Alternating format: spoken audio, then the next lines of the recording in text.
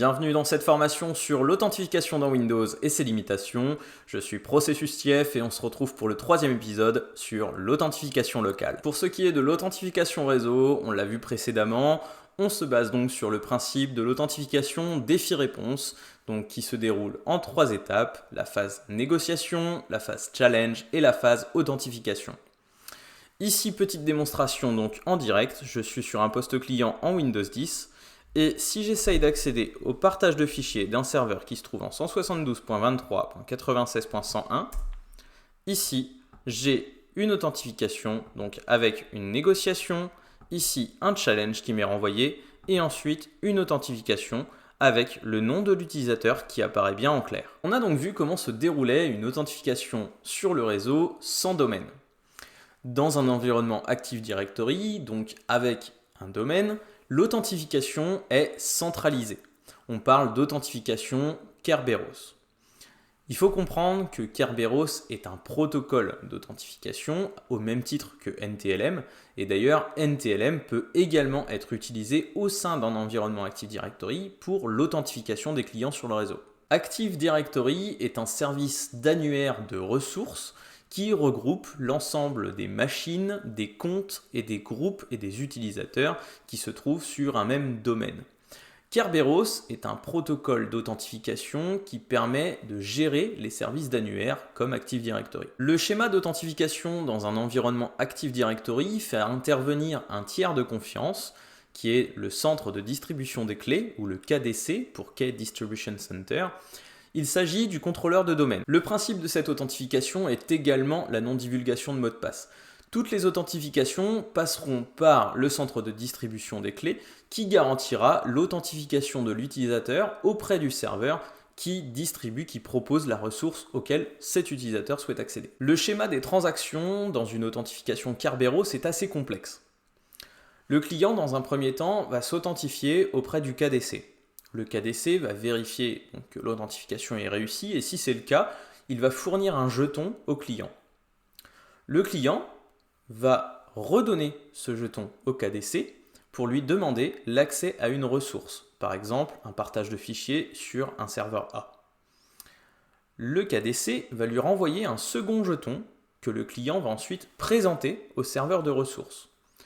Le serveur de ressources vérifie que l'utilisateur a bien accès en fonction des groupes auxquels il appartient à la ressource demandée, et si c'est le cas, il va lui fournir. Pour que ce soit plus simple à comprendre de manière détaillée, je vais vous faire un schéma complet. Lors d'une authentification dans un domaine Active Directory, le client va en premier lieu envoyer une demande de jeton TGT pour Ticket Granting Ticket au contrôleur de domaine, le KDC, donc le Key Distribution Center. Il va envoyer cette demande via un paquet KRB ASREC pour Kerberos Authentication Service Request. Pour obtenir ce jeton TGT, le client fournit l'heure précise de la demande, appelée timestamp, chiffrée avec le hash de son mot de passe personnel, son nom d'utilisateur, ainsi que d'autres informations. Le KDC reçoit la demande de jeton TGT et vérifie l'existence de l'utilisateur dans son annuaire. Si l'utilisateur est trouvé, il va alors récupérer son hash de mot de passe pour déchiffrer le timestamp envoyé par le client. S'il n'arrive pas à déchiffrer le timestamp, c'est que le mot de passe utilisé par le client pour générer le hash et chiffrer le timestamp est incorrect. Si le déchiffrement est réussi, le client possède bien le bon mot de passe pour le compte spécifié.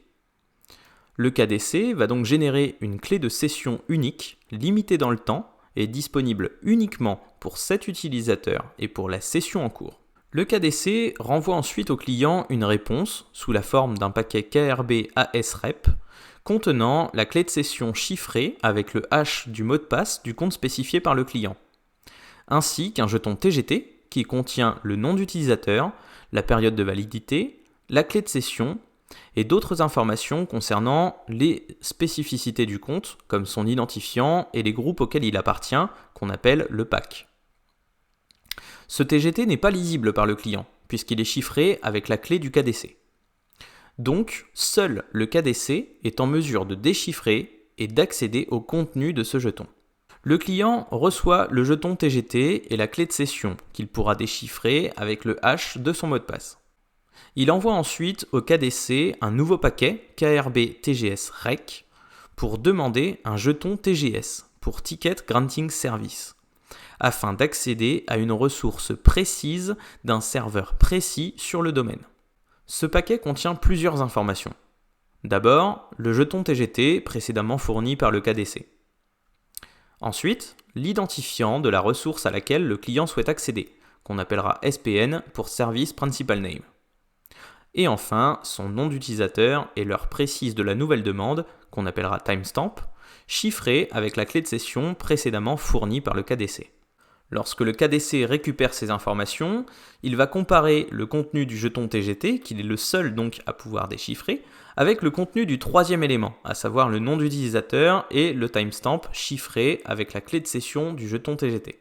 Si le déchiffrement réussit et que les informations déchiffrées correspondent à celles contenues dans le jeton TGT, la clé de session utilisée pour chiffrer les informations est donc vérifiée, prouvant que le client a bien été authentifié précédemment lors de la demande de jeton TGT.